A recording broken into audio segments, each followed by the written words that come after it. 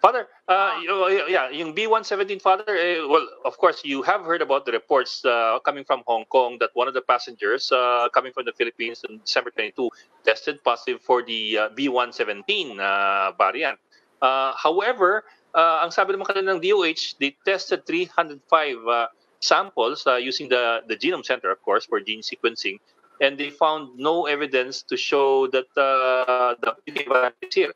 Well, help us to make sense out of this. Which one do we believe and which one carries more weight? So, Yung 305 samples po ba, is that representative sample?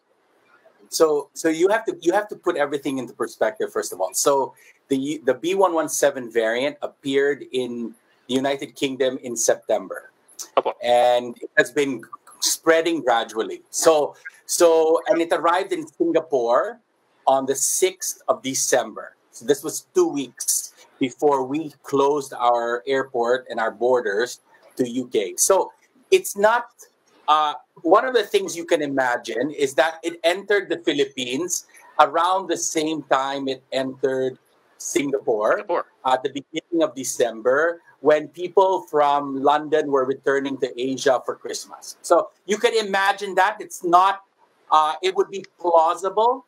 Now, this is only 1 or 2 people. So because the numbers are such that it's a very low number of people who came in. So now it enters the Philippines and you're going to sample and you're going to try to find it. Well, if you have 100 people and only 1 of them has it at the beginning of December, you can imagine that the sampling will miss this 1 person. But this person happens to talk to the person who went to Hong Kong on December 22nd. Mm-hmm. So then it's to her, I believe it's a woman, according to the news report, she's a 30-year-old woman. So the way you bring this together is you say, it is likely now that the variant is in the Philippines, but it is also likely that it's still very rare, right? So you can say 2 things. It's in the Philippines, because that you need to say that to explain how this woman got it while she was here. Now, we don't know about her. You know, was she here for 2 days? Was she here for a month? We need to know some of that information in order to judge her exposure.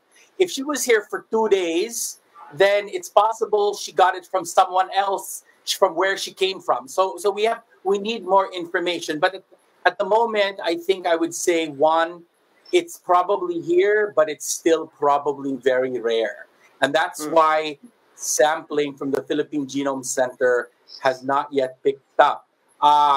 You would have to be very lucky. If it's very rare, you would have to be very lucky to have picked up 1 of those samples in the number of people you were testing.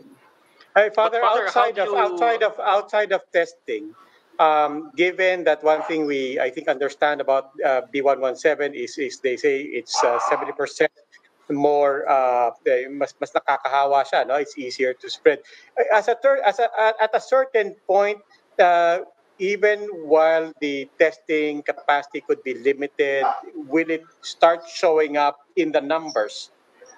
So yes. So what will happen is that if it is able to establish itself, it will continue to spread and it will overtake the current variant that we already have. This is what is happening in Denmark, for example. So in Denmark, in the course of 2 weeks, it went from 0.1% to 3%. And they're expecting by the end of this month for it will be 50%. So you see, it's an exponentially growing strain. So so if it's here already, it's a very low numbers. If we are not careful, it will establish itself and it will begin to feed an exponential rise. And if so, we will see that in the next few weeks.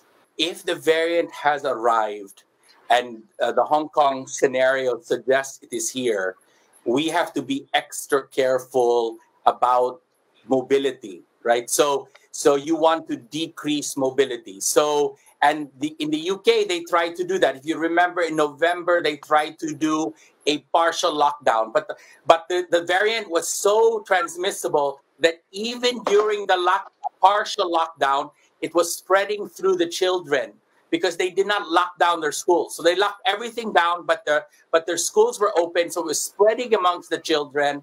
And so you saw a rapid rise in cases even in a lockdown, which is why they had to increase the lockdown. So yesterday they are now in a full lockdown, no more schools. Now you will notice we actually never really opened up in the way that the UK opened up. So we still don't have schools. So already our baseline quarantine and what we call a lockdown is significantly more strict than what Western societies often deal with. But the government has to be ready. If we see that spike, we are going to have to roll back mobility really quickly in order to prevent a MECQ. Because as you see all over Europe, once the numbers become uncontrollable, they did not only have to go to MECQ, they basically are now back into ECQ because the numbers were so dramatic. Yesterday, 60,000 cases per day in England, right? And I mean, we have never gone over 4,000 a day.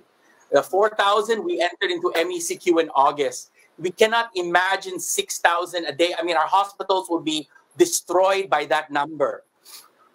Hey, Father, I'm just curious. For tightening restrictions, what might you suggest? Priority areas for tightening restrictions, just in case. So I mean, we were already talking about this before the B117. OCTA was already suggesting, we opened up the economy for Christmas. We understood that. But we also talked about, and the European societies are doing that, extending the curfew at night, preventing groups from gathering inside. So closing down, they closed down gyms, they closed down libraries, they closed down theaters. So again, the initial focus should be scenarios where super spreaders can happen, right? So any closed, crowded, indoor places, let's prevent that from happening.